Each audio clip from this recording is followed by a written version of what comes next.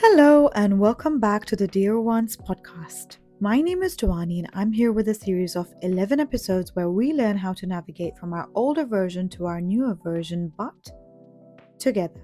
Today, in our 10th episode, we are going to talk about why you still shrink after growing. There are moments where you know exactly who you are. You feel clear, grounded, and aligned. You understand your patterns, you've done your inner work, you've had the realizations. And in those moments, you feel like your highest self. But then you walk into a room, you meet certain people, or you find yourself in a familiar situation, and suddenly something shifts. Your tone softens again, your words change. You hesitate, you hold back, and you end up adjusting.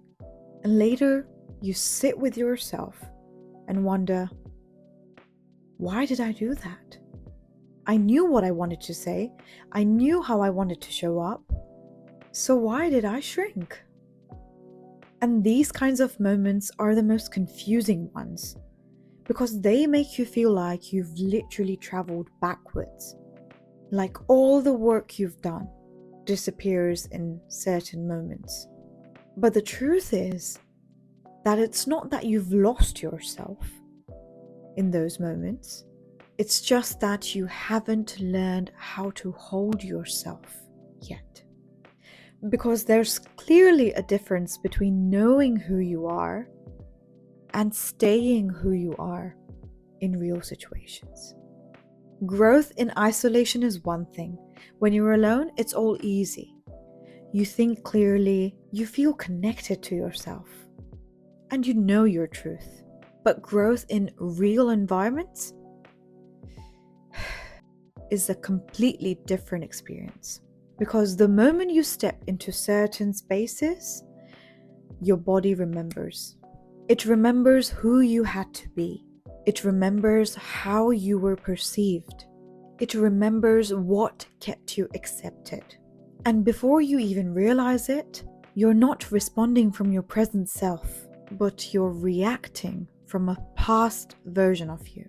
Not consciously, but automatically. Your energy drops slightly. Your confidence shifts. Your presence changes. And even if nobody else notices, you notice it. It's very subtle, but you know it. You feel yourself becoming softer, smaller, less certain. Not because you don't know who you are, but because your system is used to being someone else in that space. And here's what no one really tells you about growth. You can evolve mentally, you can heal emotionally, you can understand yourself deeply. But your body, your presence, your energy takes time to catch up. Because it has been conditioned through years of experience, through repeated situations, through silent adjustments you made to feel safe.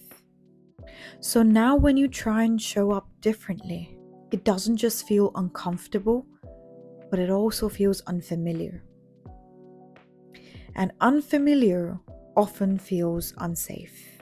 And so you shrink, not because you failed, not because you're weak, but because your body is trying to return to what it recognizes. And this is where the real work begins. Not in understanding yourself, not in healing anymore, but in holding yourself, holding your truth in moments where it would be easier to adjust. Holding your presence when your instinct is to shrink. Holding your energy when the room feels different. Because embodiment is not about becoming louder. It's not about forcing confidence or proving anything. It's about staying steady. It's about not leaving yourself in the moments you used to. And this doesn't happen all at once. It happens in very small, almost invisible shifts. In that microsecond where you take a pause before adjusting your tone. In the moment where you say what you were meant to say, even when your voice feels slightly unsure. In the moment where you don't rush to fill silence, just to feel accepted. And in the moment where you notice yourself shrinking and choose to stay just a little more grounded. Not perfectly, not dramatically, just slightly differently. Because that's how you start holding your power. Not by becoming someone else, but by staying who you are. And by staying with yourself a little longer each time. And at first it will feel uncomfortable. You will notice it more. You'll overthink it. You'll question if you're doing too much or too little. But that's part of the process. Because your system is learning something new. It's learning that it's safe to exist as you are. And slowly, those moments of shrinking become less frequent. That automatic adjustment starts to fade, and the internal hesitation becomes quieter. And without even realizing it, you start to carry yourself differently. Not just when you're alone, but everywhere. And this is where something shifts. You stop trying to become the next version, and you start holding that version in real life. In conversations, in relationships, in environments that once made you feel small. And that's when it becomes real. Because growth is not measured by how you feel when you're by yourself and alone. It's measured by who you are when it actually matters. When you're seen, you're challenged, and old patterns are invited back. And instead of going back, you decide to stay. Even if it's just a little more than before. And that's enough, because consistency is not about perfection. It's not about always getting it right. It's not about never shrinking again. It's about noticing and returning to yourself. 80% of the work is just noticing it. The ability to see yourself from a third-person perspective, to realize what you're doing and why you're doing it, and how can you change that. That holds all the power. It's about noticing, it's about returning to yourself again and again and again, until one day you don't have to think about it anymore. You don't have to remind yourself. You don't have to consistently hold it together. And finally, you just are.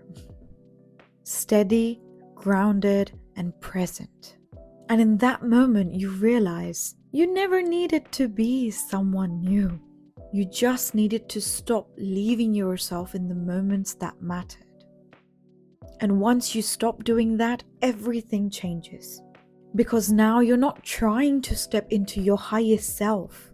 You're already standing in it. And if you've reached this far in the episode, I'd like to take a moment and say I'm really, really grateful. And I'm really proud of you for taking this step and showing up for yourself. And I promise you, from here, you're not becoming any more. You're just simply being. And I have a confession to make. I'm not there yet either, but I'm choosing this version of myself today. I'm choosing to simply be. And if you're too, then we're walking together. Don't forget to click that thumbs up button and subscribe to the channel so that you don't miss out on our next episode and the last episode of this series, which is season 1. And let me know in the comment section if you have any feedback, any questions, or anything more that you would like to know from me.